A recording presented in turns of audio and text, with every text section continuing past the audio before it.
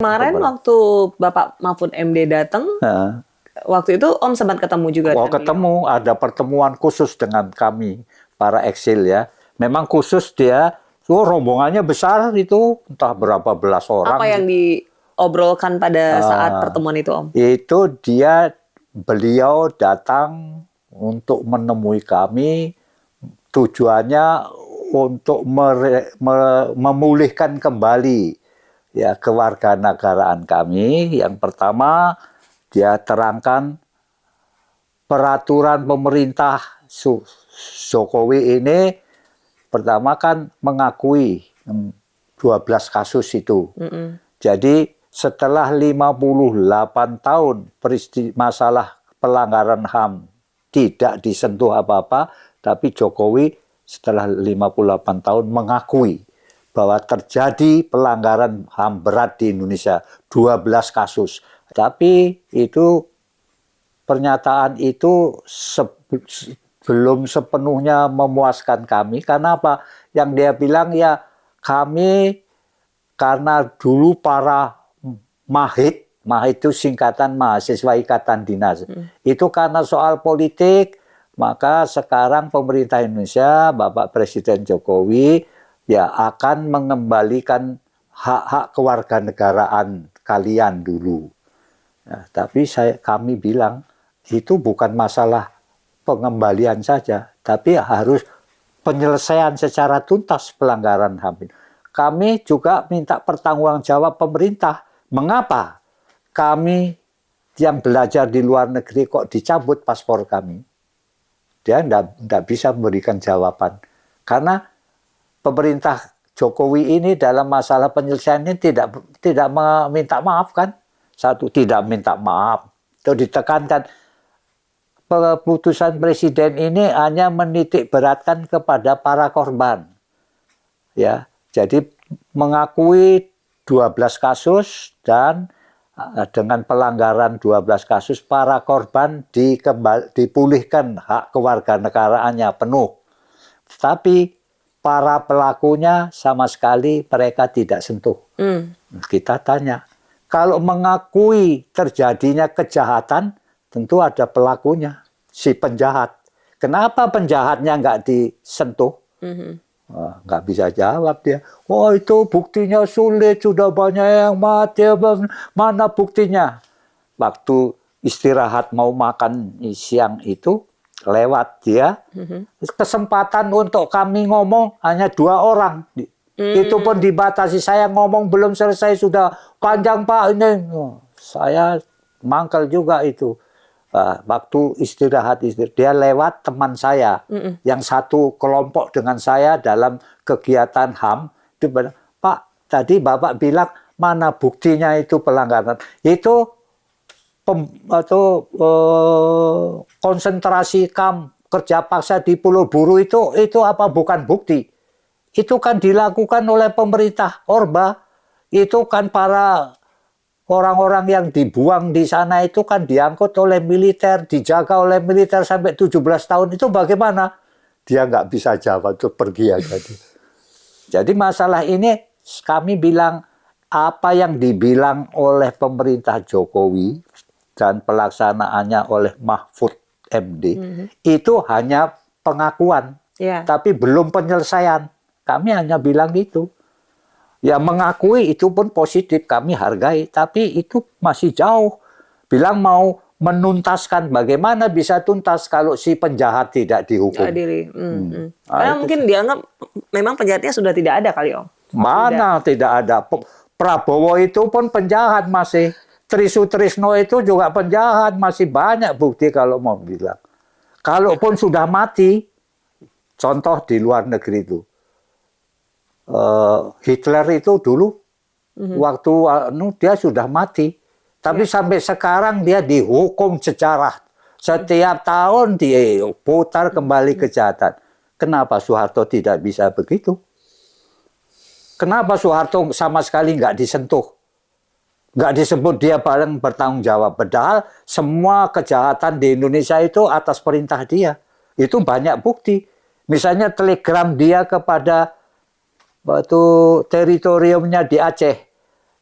bahwa petugas jenderal entah apa yang memimpin militer di Aceh itu ditugaskan untuk mencari komunis, mengejar komunis, membunuh. Itu ada bukti dan itu ditulis oleh sejarawan Australia itu. Dia nggak sama sekali nggak dipakai itu.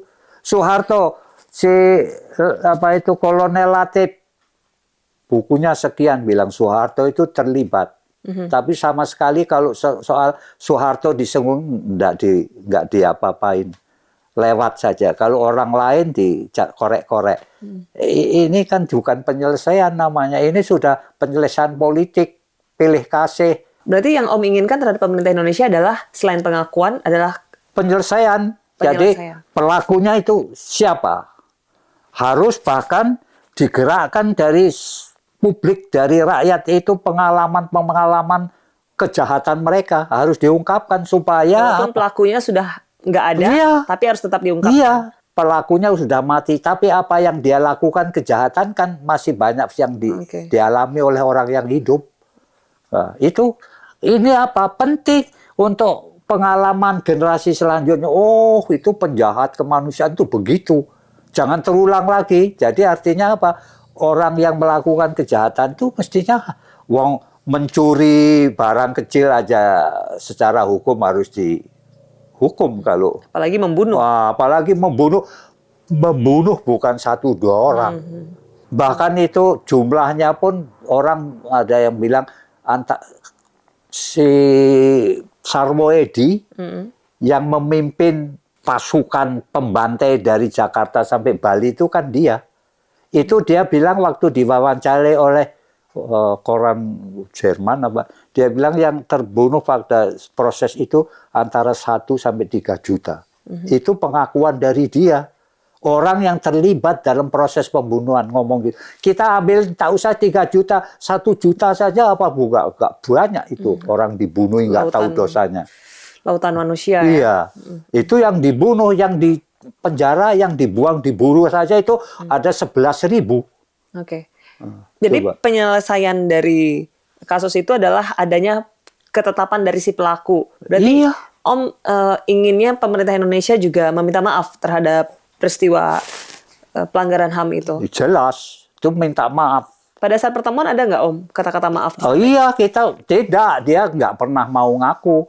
Jokowi tidak, bahkan Mahfud MD itu bilang pemerintah tidak bakal menyatakan minta maaf, hanya penyesalan. Coba, kok hanya menyesali? Untuk apa menyesali kalau nggak ada maaf? Iya. Kayak nanggung banget ya. Iya. Kalau orang jahat menyadari kejahatannya kan mesti minta maaf. Tapi ini tidak. Itu kan sebenarnya sudah permainan politik karena untuk melindungi para pelakunya ini kan orang-orang militer yang di belakang layar pemerintah Indonesia sebenarnya. Menurut Om, kenapa akhirnya Jokowi mengakui tapi tidak mau meminta maaf? Apa karena takut sama militer? Kekuatan militer masih banyak yang nggak setuju. Tapi dia sebenarnya mau apa ya istilahnya itu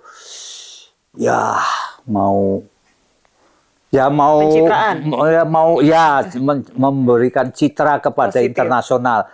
Karena pada waktu kampanye pemilihan dia dulu, dia bilang mau menyelesaikan soal pelanggaran HAM.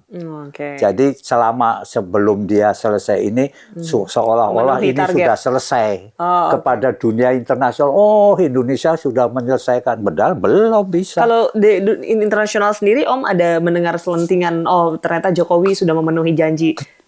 Ada yang menafsirkan begitu, tapi itu tidak benar. Ya, misalnya bisa saja itu katanya waktu kampanye pemilihan presiden yang lalu, Mahfud kan jadi wakilnya Ganjar. Dia bilang, oh saya dapat pujian dari PBB bahwa Indonesia setelah omong kosong, itu belum penyelesaian. Penyelesaian HAM berat itu harus bagaimana? Bahkan ada tuntutan harus diungkapkan kejahatan mereka semua supaya rakyat publik itu tahu betapa itu biadabnya. Itu disebut di situ. Itu pelaku-pelaku pelanggaran HAM berat itu biasa melakukan tindakan-tindakan yang biadab. Itu kata biadab ini bukan karena emosi, tapi memang betul kenyataan di Indonesia itu tidak biadab. Ya, coba banyak sih itu cerita pengalaman dari keluarga yang dibunuh. Misalnya pengalaman dari anak wakil sekretaris Partai Komunis di Aceh. Itu dia bilang abangnya dia dibunuh bagaimana? Ditusuk dengan bambu runcing lehernya. Coba. Sudah dibunuh tapi dalam waktu dibunuh dia sudah menderita dengan begitu biadab. Terus di Jawa banyak peristiwa sudah dibunuh, dipotong lehernya, diarak kemana-mana di kampung. Itu semua kan banyak yang bisa cerita. Ini sama sekali kan nggak ada itu pengungkapan Jokowi ini. Nggak ada, semua didiam. Apa dia tahu itu berapa jumlah kuburan massal di Indonesia? Nggak ada satupun mereka melakukan penelitian. Malah Bung Bejo Untung, organisasi dia itu melakukan penelitian bisa menemukan sebanyak 360 kuburan massal lebih. Itu baru sebagian di Indonesia. Masih banyak lagi yang belum ditangani. Pemerintah Indonesia berapa yang dia lakukan? Satu pun tidak ada. Jadi bagaimana mau serius menyelesaikan soal ini? Ini soal penyelesaian politik saja, mau cari nama ke luar negeri seolah-olah, tapi sebenarnya intinya itu di sini ada dagang sapi antara dia sama jenderal-jenderal yang terlibat. Jadi sebenarnya ya menenggang jenderal-jenderal yang terlibat itu tidak berani Jokowi menyeret mereka, apalagi minta maaf pun nggak boleh karena mereka bilang jangan minta maaf karena memang mereka sengaja, militer itu memang sengaja untuk menghabisi orang-orang warga Indonesia yang bercorak komunis atau beraliran kiri supaya kekuasaan mereka itu stabil kan gitu. Walaupun sebenarnya yang jadi korban pun bukan orang-orang PKI dan beraliran PKI ya, gitu. Termasuk salah satunya Om ya. Yang kiri, yang nggak apa-apa pun dianggap coba itu dia itu pengurus dari organisasi pelajar, itu saja sudah diciduk. Ada yang dengan karena tidak setuju dengan adanya pemerintahan Soeharto dan tetap setia kepada Soeharto. Iya, jadi dipandang itu sudah dekat kepada, sudah dibilang onderbo komunis katanya, onderbo PKI. Padahal bahwa dulu Partai Sosialis Indonesia PSI, Masumi terlibat sama pemberontakan itu kan itu dibubarkan. PKI mendukung pemerintah untuk membasmi pemberontakan. Tapi sekarang PKI malah yang dibubarkan kan, dituduh terlibat itu. Padahal tidak ada penelitian betulkah PKI itu terlibat atau PKI itu memang dikambing hitamkan sama mereka. Itu problem. Yang sekarang ada ide untuk melakukan penulisan sejarah kembali. Ya, itu betul. Kalau penyelesaian ini juga termasuk soal sejarah. Jadi selain Om ingin adanya permintaan maaf dan juga adanya penyelidikan dan pemerintah harus menetapkan si pelaku, kira-kira apalagi keinginan dari eksil sebenarnya yang diinginkan? Apa misalnya ada pengembalian hak milik pada saat dulu mungkin ada perampasan atau mungkin pengen kembali jadi warga negara Indonesia atau apa Om sebenarnya? Apa tanggung jawabmu terhadap kejahatan penguasa negara dulu terhadap warganya? Mereka menodai bangsa Indonesia itu dengan kejahatannya. Kalau mau tahu betul siapa penjahatnya, rakyat suruh cerita.